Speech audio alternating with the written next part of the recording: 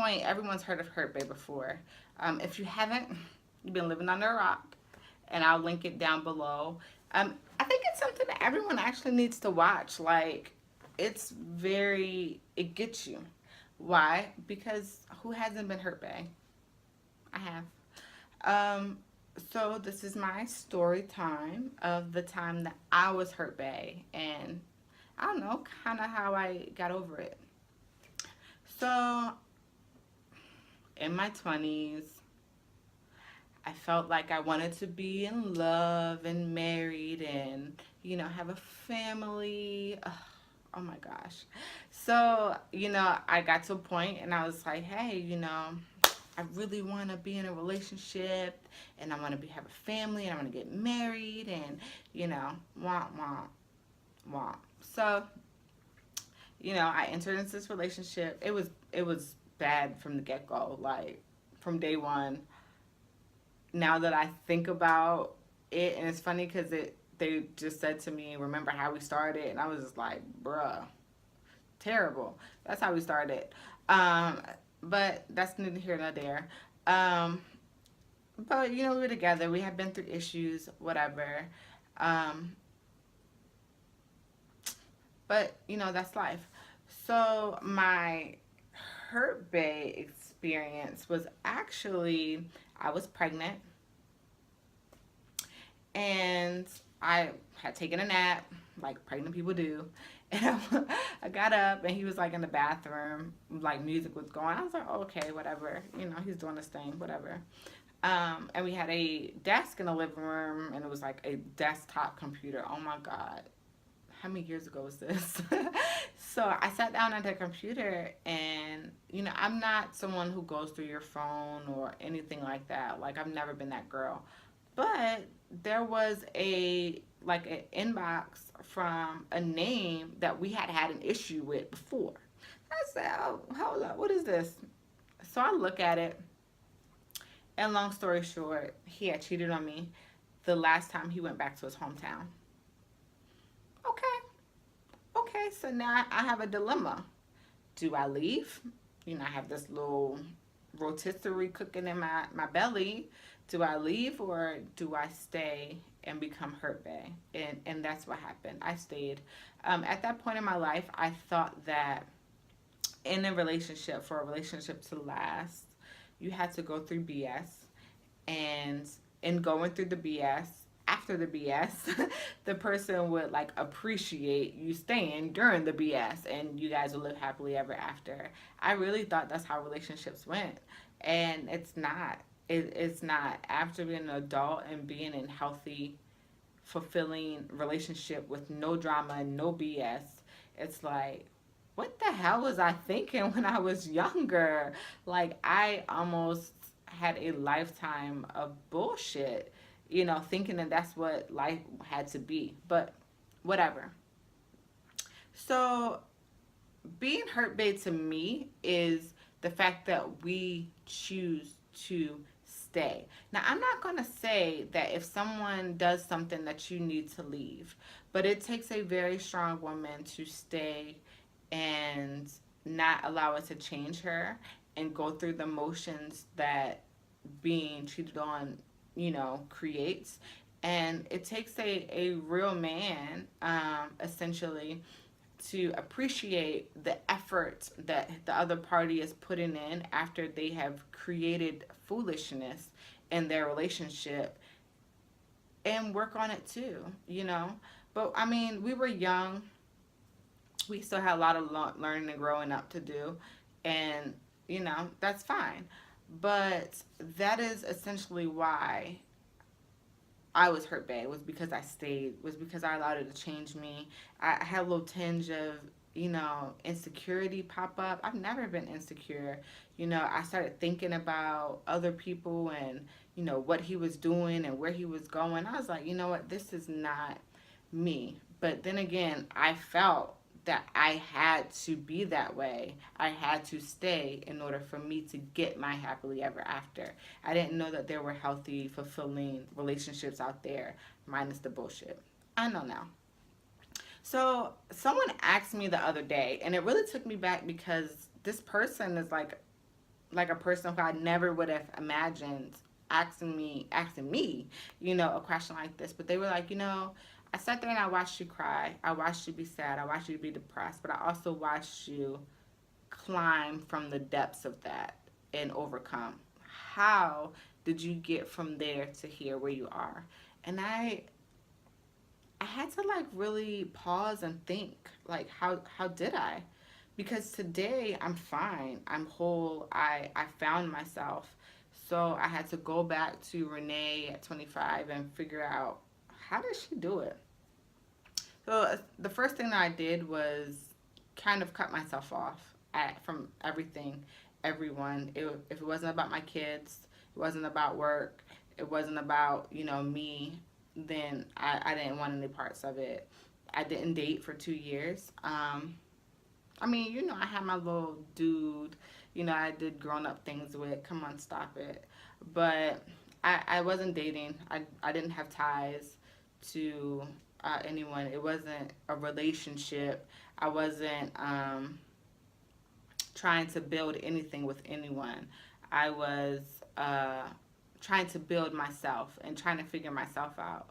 And that time frame that I spent with myself was very fulfilling. I see now. During the time I was sad and I was mad and I cried a lot and I journaled a lot, but I learned things about myself that I never knew. I learned me without anyone else's influence. I really got to the core of who I was. Like, I began peeling back the layers of myself. How can I expect you or someone else to peel back the layers of me, and I haven't done that for myself? So that's essentially what I did. And it also put some fire under my butt to be like, you know what? Like, I gotta stop just going through the motions. I gotta stop doing the same thing, because that's insanity. Because I'm really expecting different results. So I need to start living differently. I need to start thinking outside the box and really, really figuring out how I'm gonna get to where I wanna be in this life. And after that, I did have a relationship that lasted like 2 years, and it ended up being really bad. But honestly, there wasn't even any hurt when that relationship was over. When I was like, you need to leave and leave me alone, it wasn't even like, I'm sad, I'm brokenhearted. It was like, thank God, I'm glad that's over. So I knew I had grown up, glowed up. I knew that I had changed, because having a person or not having a person didn't affect me. It was just like, okay, so everything here is mine. Everything here I worked for. Everything here I established, and you're not really changing anything about my life. So whether you're here or whether you're not, doesn't really work for me.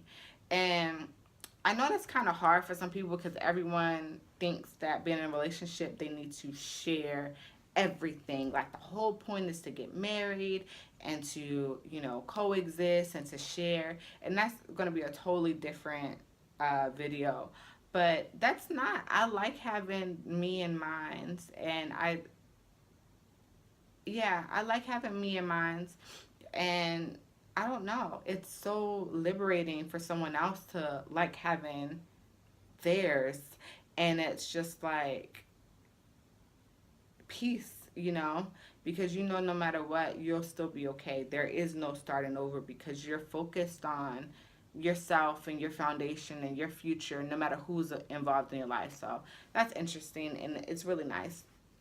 So on top of finding myself and, you know, creating my foundation, no matter who's involved in my life, the biggest part for me was realizing that my goals are what's best for my children. And of course, if you break that down and you're like, I mean, of course, you want what's best for your children, but that's not what I'm saying. What I'm saying is the goals that I have set for myself before I was a mother are what's best for my children now. Every day I'm working towards becoming what I've always wanted to be. And what I've always wanted to be will essentially benefit my children in the long run. And that's really interesting to me, because even before I had them, I was thinking of them. And me reaching my goals and working so diligently to get where I've always wanted to be not only shows them that you can dream and you can actually get to the point where you always wanted to be, no matter what happens. Because a lot of crazy things have happened to me, a lot of sad things, a lot of hurt.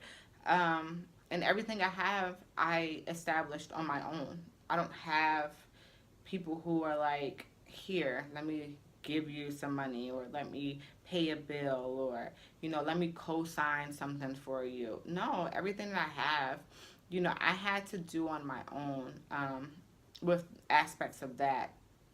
And it just makes you appreciate life better, and it makes me so glad because my kids get to look at me and see me and realize that for them, no matter what happens, no matter what life throws their way, that they're actually going to be okay too. They don't have to give up on their dreams, and they can have bad days and good times and bad times and still be a-okay. So being hurtbae for me turned me into the woman that I am today. It made me an amazing woman that is unapologetically who I am. And it allows me to realize that it doesn't matter who or what a person is to me. If you are not a substantial part of my life, then I don't need you. And it might be harsh and it might sound harsh, but it's a harsh reality out here. I'm not begging anyone to be there for me or be in my corner, and I don't care what title they possess. Being hurtbae has made me reach for my dreams more than ever.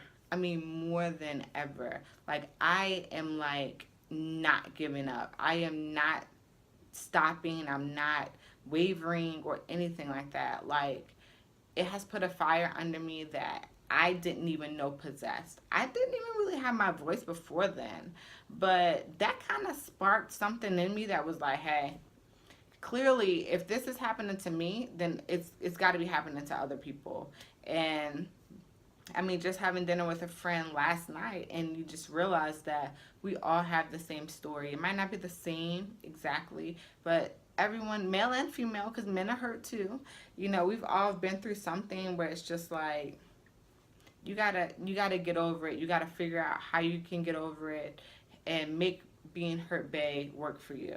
So I wouldn't change anything about my past or what I've been through, because had I never had my heart broken, I wouldn't be the woman that I am today. I would probably be selfish. I would probably still be breaking people's hearts. I would probably, still not value relationships. And I probably still wouldn't know what a good relationship feels like. And I'm glad that I went through that back then in my 20s. So now in my 30s, I actually get to enjoy life and love and happiness and peace. So, that's all I got to say. And hopefully it helps someone out there, because at the end of the day, all of our stories are very, very similar. And if oh my gosh, if I can get through it, then so can you. So thanks guys for watching.